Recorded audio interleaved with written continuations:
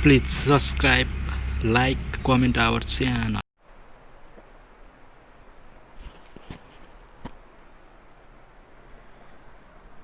안녕하세요.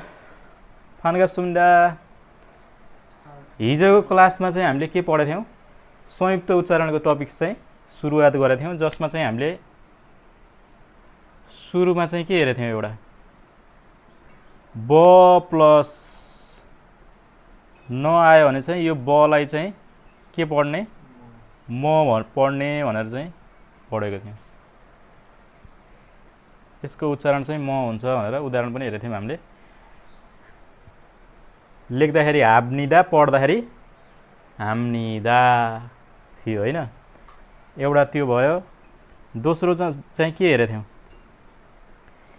यदि झुन्डिएर कन्सोनेन्ट आएको छ झुन्डिएर कन्सोनेन्ट आएको छ अनि त्यसपछि यो ब को ठाउँमा यो उदाहरण यही त हो नि हिजो हेरेको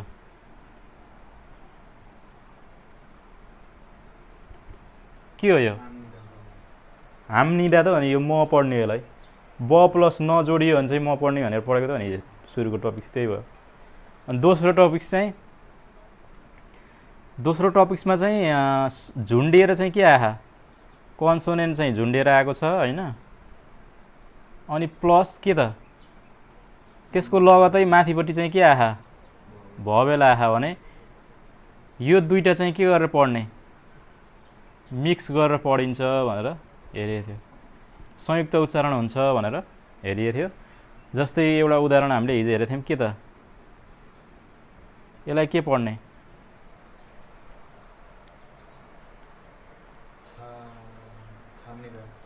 छा हो त के पढिएको थियो छि भयो अनि के हो पुरा उच्चारण के हुन्छ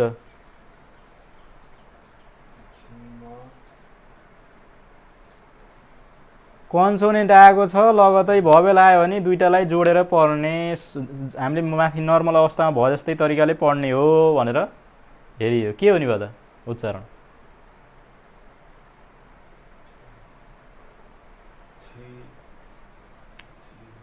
सुरुमा जो आयो भने छ पढ्ने हो 6 प्लस ई छि भयो अनि ब प्लस ए बे भयो छि बे के हुँदो रहेछ छि बे पढ्दाखेरि कस्तो हुने भयो यस्तो हुने भयो के डाइरेक्ट बुझ्यो छि बे यो ब प्लस ए यो कन्सोनेन्ट भयो लगतै भवेल आयो भने यो दुईटा चाहिँ मिक्स गरेर पढ्ने जुनसुकै कन्सोनेन्ट आओस् अथवा जुनसुकै भवेल आओस् यो दुईटा चाहिँ मिक्स गरेर पढ्ने हो भनेर चाहिँ दिमागमा राख्नु पर्यो अब एमा फेरि छुट्टाउने भने फेरि अर्कै हुन्छ यहाँ केस छिप भयो हैन अब यति मात्र राख्ने भने यसलाई के पढिन्छ छिप भयो ए मात्रै छुट्टाइदिने भने छिप भनेको घर हो छिबे भनेको घरमा भन्ने हुन्छ अर्थ घर घर छिबे भनेको घरमा यो दुईटा हैन हिजो हेरेको यही दुईटा हो हिजो हेरेको अब अर्को चाहिँ हाम्रो न प्लस ल आयो भने चाहिँ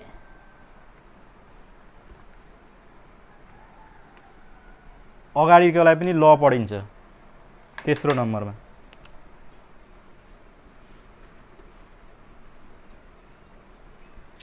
के आहा न आएको छ हैन अगाडिपट्टिको अक्षर न आएको छ हैन अनि त्यसपछि झुन्डिएर चाहिँ के आयो न आएको छ अनि त्यसपछि के आएको छ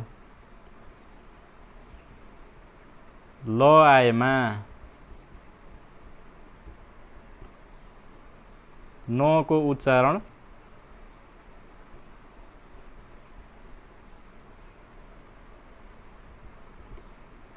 ल गरिन्छ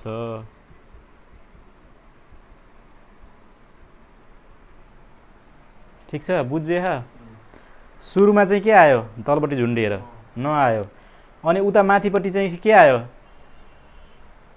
ल आयो भने यो नको उच्चारण पनि के हुन्छ ल जो हुन्छ भनेको यो पनि ल भयो यो पनि ल भयो दुईटैको उच्चारण ल ल हुने भयो के उदाहरण हेरौँ जस्तै बुझ्यो नि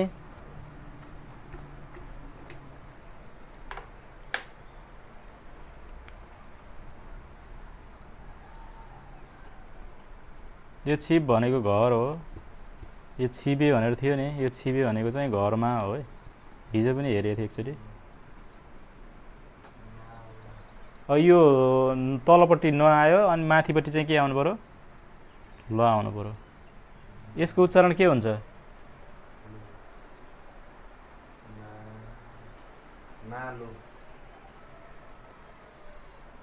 तलको चाहिँ के पढ्नु पर्यो हामीले ल पढ्नु पर्यो माथिको नि के पढ्नु पर्यो ल पढ्नु पर्यो यो आधा ल भयो होइन यो पुरा ल भयो लो भयो के भयो त यसलाई चाहिँ के पढिन्न नान्लो भनेर पढिन्न कि लालो भनेर पढिन्छ कि नाल्लो नाल्लो भनेको के हो हिटर हो यो हिटर बुझियो अगाडिपट्टि के आयो नआयो अनि त्यसको लगतै चाहिँ माथिपट्टि के आयो ल आयो न र ल आयो भने चाहिँ त्यस्तो अवस्थामा चाहिँ हामीले न प्लस ल आयो भने यो नको उच्चारण के गर्ने ल गर्ने अर्को उदाहरण हेरौँ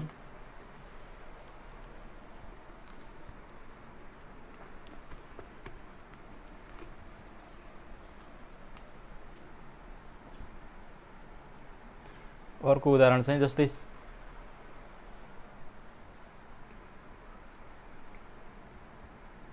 यसलाई के हुन्छ उच्चारण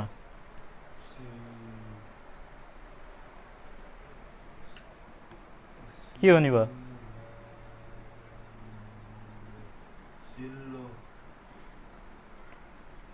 सिनलाङ चाहिँ भएन सिल्लो कहाँबाट भएर यो लोहर दे ला होला नि तल ङ होला सिल्लाङ सिल्लाङ भनेको दुलाहा बेहुलो भन्ने हुन्छ अर्थ चाहिँ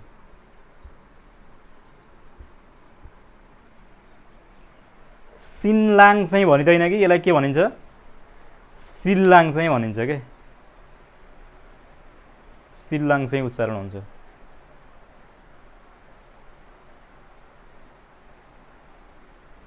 ठीक छ बुझियो यो अगाडिपट्टि नआयो अनि लगतै ल आयो भने अगाडि नको के उच्चारण गर्ने अरे ल उच्चारण गर्ने दुईटैको उच्चारण ल हुन्छ भनेर सम्झे भयो क्या यो ल भनेको त लय भइहाल्यो तर न लगतै ल आएको हुनाले के उच्चारण हुने भयो यसको ल उच्चारण हुने भयो दुईटैको तलको आधा झुन्डिएको नलाई नै हामीले आधा ल चाहिँ पढ्ने भयौँ लेख्दाखेरि यही भयो लेख्दाखेरि नजो लेख्ने हो फेरि पढ्दाखेरि मात्रै हो प्रोनाउन्सिएसन गर्दा मात्रै ल गर्ने संयुक्त उच्चारण भनेको चाहिँ यो र यो मिक्स भएर दुईटा मिक्स हुँदाखेरि चाहिँ यसको उच्चारण चाहिँ चेन्ज भएको भन्ने चाहिँ यसमा हेर्न खोजेको हामीले ठीक छ बुझे नि हो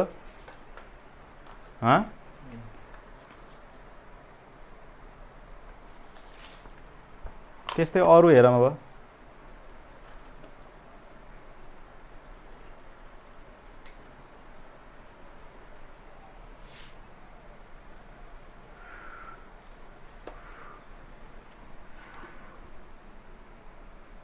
4 नम्बरमा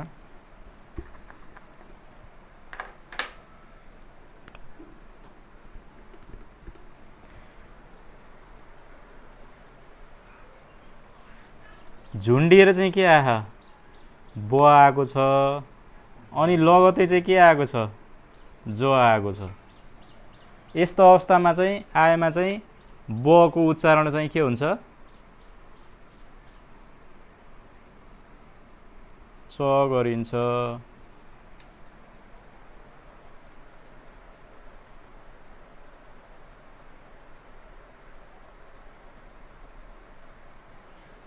सरी बको उच्चारण होइन, यो जको उच्चारण हो है।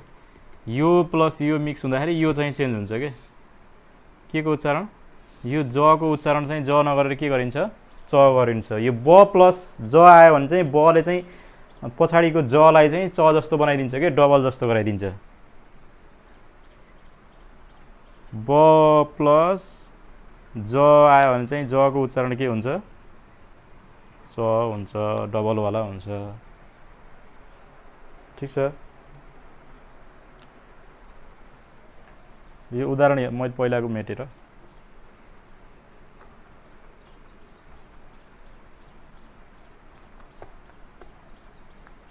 जस्तै उदाहरणहरू हेरौँ हामीले।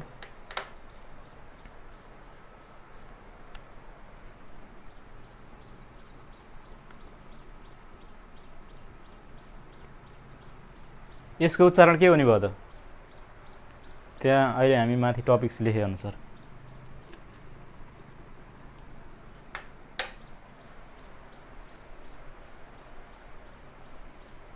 झुन्डिएर चाहिँ के आएको छ? ब आएको छ। त्यसपछि लगतै के आएको छ? ज आएको छ भने चाहिँ जको उच्चारण चाहिँ के गरिन्छ?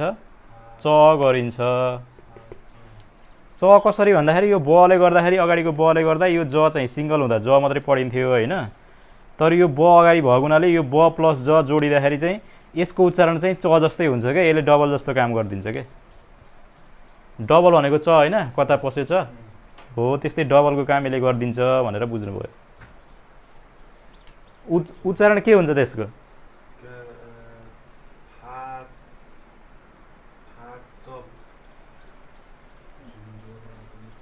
फेरि एकचोटि अझै राम्ररी मिलेन। फा त ठिकै छ ल। अनि तल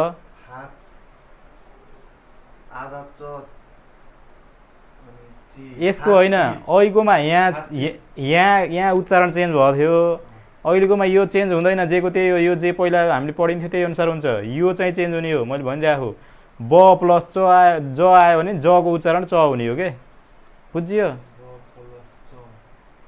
यो ब भयो तल झुन्डेर आएको होइन, प्लस यो के हो? ज हो नि त, सिङ्गल आउँदा त मास्तिरपट्टि यस्तै नर्मल आउँदा। तर यो जको उच्चारण के हुने हो? च हुने हो के, बुझियो? के हुने भयो त प्रोनाउन्सिएसन?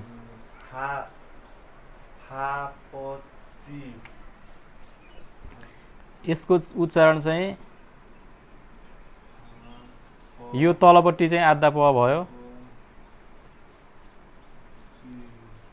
यो पनि प जो भयो। यो चाहिँ सही उच्चारण भयो।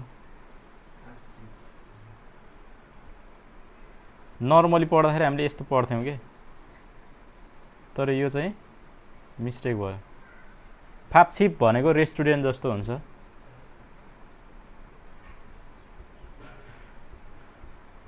रेस्टुरेन्टलाई चाहिँ सिक्ताङ पनि भन्छ है। मेन चाहिँ सिक्ताङ हो, तर फापछिप भनेको भातहरू खाने घर भन्ने बुझिन्छ। त्यो भातहरू खाने चाहिँ कहाँ हो? रेस्टुरेन्टहरूमा चाहिँ खाइन्छ। यसलाई सिक्ताङ भनिन्छ। मेन चाहिँ सिक्ताङ भनेको रेस्टुरेन्ट हुन्छ। यसो सिनोनिजम हो। यो चाहिँ हामीलाई इक्जाममा सिनोनिजम पनि सोध्छ, मिल्ने अर्थ, सेम मिनिङ हुने अर्थहरू पनि दिन्छ, त्यो पनि जान्नुपर्छ।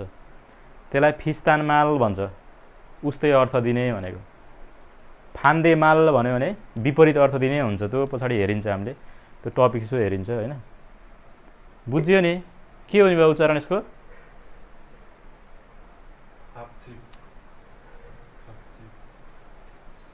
अब अर्को हेरौँ त्यस्तै उदाहरण। यसको के हुन्छ उच्चारण?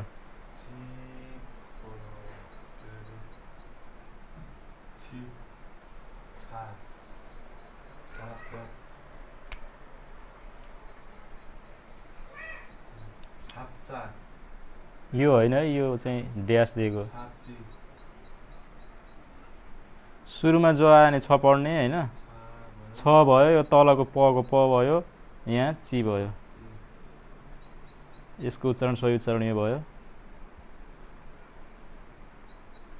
छाप जी चाहिँ हुँदैन। मिनिङ चाहिँ यसको पत्रिका भन्ने हुन्छ। पत्रिकालाई छाप्सी भन्छ।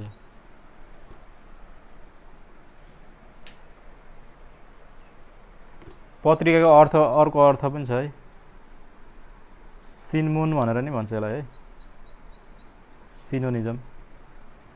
सिनमुन भनेको नि पत्रिका हुन्छ।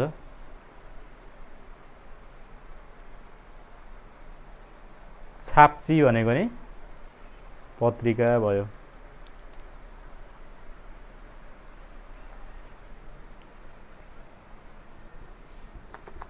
त्यस्तै अर्को एउटा उदाहरण हेरौँ अझै।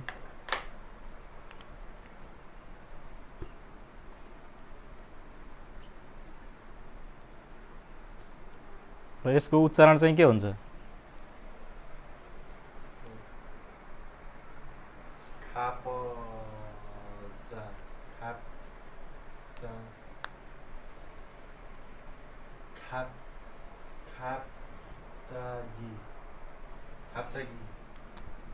ठिक छ, आधा प यो चाहिँ खाप्चागी। खाप्चागी भनेको 81 होइन, 81 भन्ने अर्थ नि दिन्छ यसले।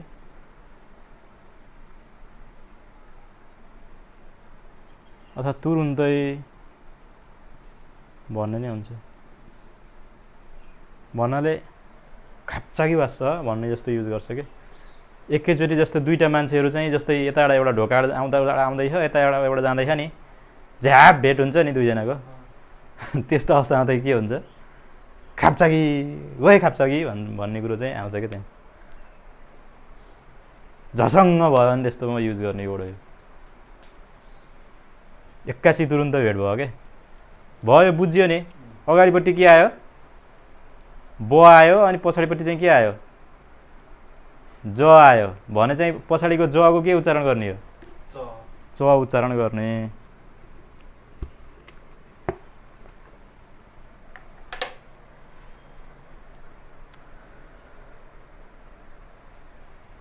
त्यस्तै अर्को हेरौँ, यसैमा लेखेँ मैले 5 नम्बर होइन। झुन्डिएर चाहिँ के आएको छ? गियक आएको छ। गियक भनेको यो ग। त्यसपछि चाहिँ के आएको छ? द आएको छ भने दको उच्चारण चाहिँ त गरिन्छ।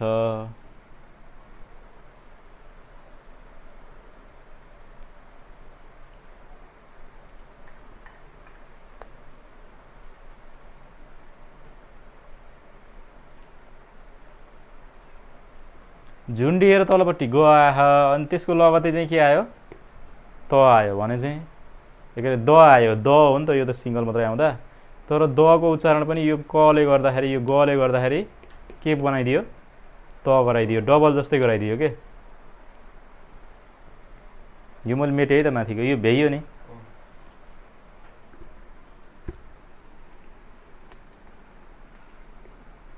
जस्तै उदाहरण हेरौँ। के भयो त? यहाँ ग आएको छ प्लस के आयो? द आयो भने यो दको उच्चारण चाहिँ के हुन्छ? त हुन्छ के।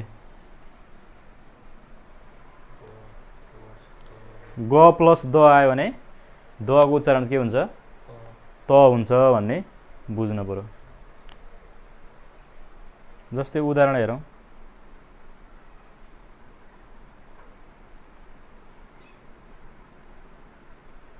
यसको उच्चारण के हुन्छ?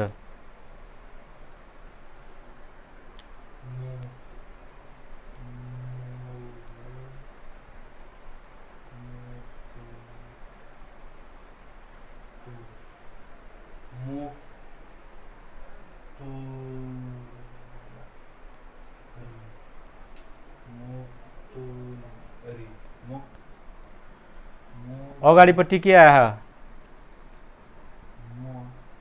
गियक आएको छ। म कहाँ हो र? गियक ग यो। अनि पछाडिपट्टि के आयो? द आएको छ। अब यसको उच्चारण चाहिँ के हुन्छ? उच्चारण चेन्ज हुने मात्रै अगाडिको मात्रै हो, पछाडिको चाहिँ के अरे पछाडिको मात्रै हो, अगाडिको चाहिँ यसको चाहिँ हुँदैन, यसको मात्रै चेन्ज हुने हो। तोरी हो कि मो आधा ग तो री मो झुन्डिएर ग आयो भने के पढ्ने त्यसलाई? त त झुन्डिएर ग आयो भने झुन्डेर ग आयो भने त क अँ, अनि त्यो के भयो त? मो क आधा क हो।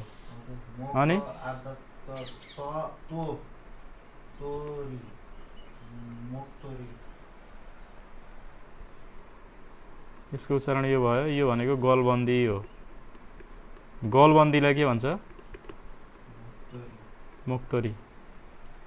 अब भन्दाखेरि तिनीहरूको मुखदोरी जस्तो पनि सुनिन्छ फेरि प्रोनाउन्सिएसन हल्का, तर दमा खासै फरक सुनिन्न के। तर हामीले पढ्दाखेरि चाहिँ हामीले के भन्नु पऱ्यो यसलाई? मुखदोरी भनेर पढ्नु पऱ्यो। मुखदोरी भनेको के हो? गलबन्दी हो।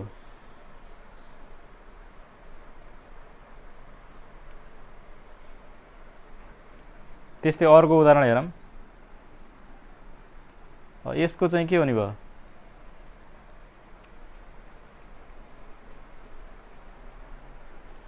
छाक छाक्टा सुरुमा ज आयो भने छ पढ्ने, क को क आधा क भयो, झुन्डेर आसी, यो के भयो? त भयो। छाक्ता। छाक्ता भनेको सानो हुनु भन्ने हुन्छ, सानो हुनु।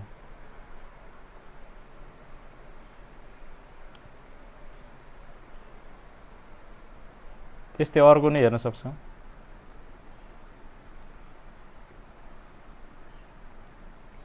यसको उच्चारण के हुन्छ? छो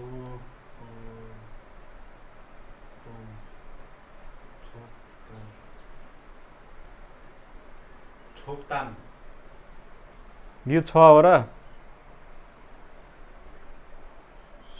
सोक्ताम हो क्या सोकताम सोक्ताम सोक्ताम। सोक्ताम भनेको के हो? उखान हो है। उखानलाई सोक्ताम भन्छ।